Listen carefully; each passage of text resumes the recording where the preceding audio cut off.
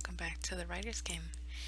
In our second episode today, I'm going to be playing a little bit of Stardew Valley, just doing some tasks on my farm, and I'm going to be talking to you about poetry.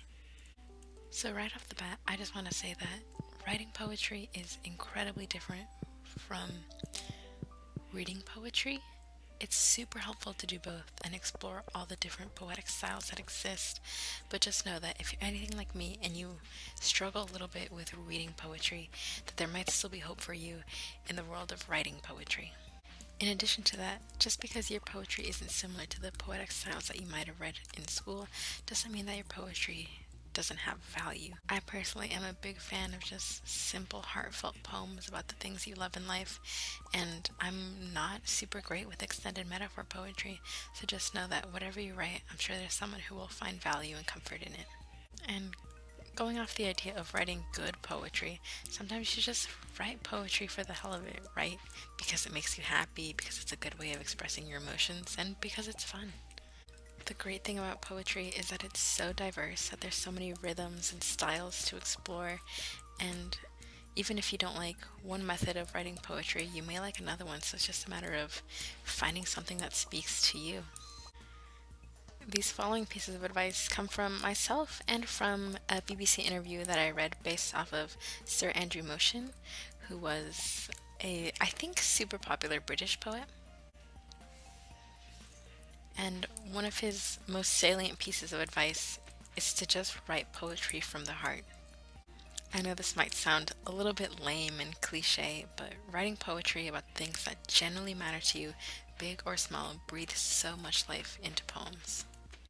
When writing poetry, let yourself explore your emotions and the parts of your life that you don't often think about or interact with, and write about what resonates with you rather than what you think will make a quote-unquote good poem.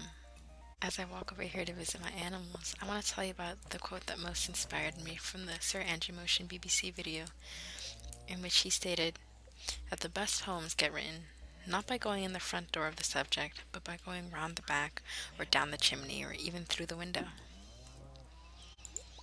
And to me, this just means to explore all the different ways that poetry can be imagined and all the different subjects in your life from different angles, and to not just give up just because one way doesn't work for you. If you want to read his full interview and the full article where I got this advice, I will be linking it down below.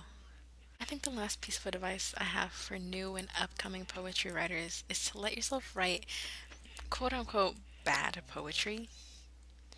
Now, I'm not really a big believer in the existence of bad poetry. I think there's poetry that hasn't been polished or isn't written to the writer's best possible ability. I think sometimes what people consider bad poems are just poems that weren't fully authentic to the writer and could use more developing. But what's important is that you got your emotions down on the page, and you'll be able to revisit what you wrote someday and how you felt on that particular moment. I know I talked about this in my previous episode, but writing poems and then keeping what you wrote and being able to look back on it is so wonderful, because you can see how your emotions have changed and create new and beautiful things out of older pieces that you might have outgrown. I just wanted to say to you, new poetry writers, old poetry writers, up and coming poetry writers, to just write because it makes you happy.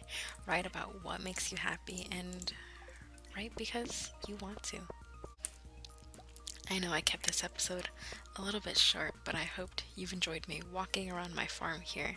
And I think to close off this episode about poetry, I'd really like to share one of my own poems that I wrote.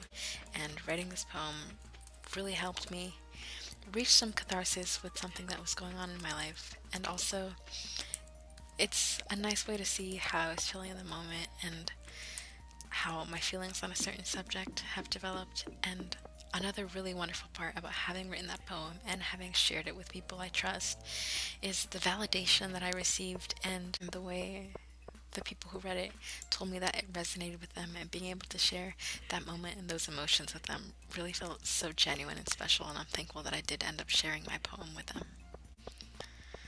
So, without further ado, here is my own poem, The Tiger. The tiger. It's looking into the mirrored walls, feeling hateful intent from the eyes staring back at you, unrepentant, pacing, waiting for the moment you've craved since you understood pain, when the cage opens, and you are set free into a world that loves you more than your cage, more than those who did little less than keep you enriched and fed and unloved. But you remain pacing and unrepentant, and waiting for the moment you'll give in to the urge that has lived inside you since as early as the day you were first hurt, to bite the hand that feeds you. For our sake, I hope you bite it off. Okay, and with that, that ends our second episode of The Writer's Game. I hope you enjoyed. I hope I was able to motivate you a little bit. And if you like this content and receiving some writing advice, I remind you that I do have a Tumblr blog, thewritersgame.tumblr.com, where you'll find more writing resources and more of my posts. Thank you so much for listening. Goodbye.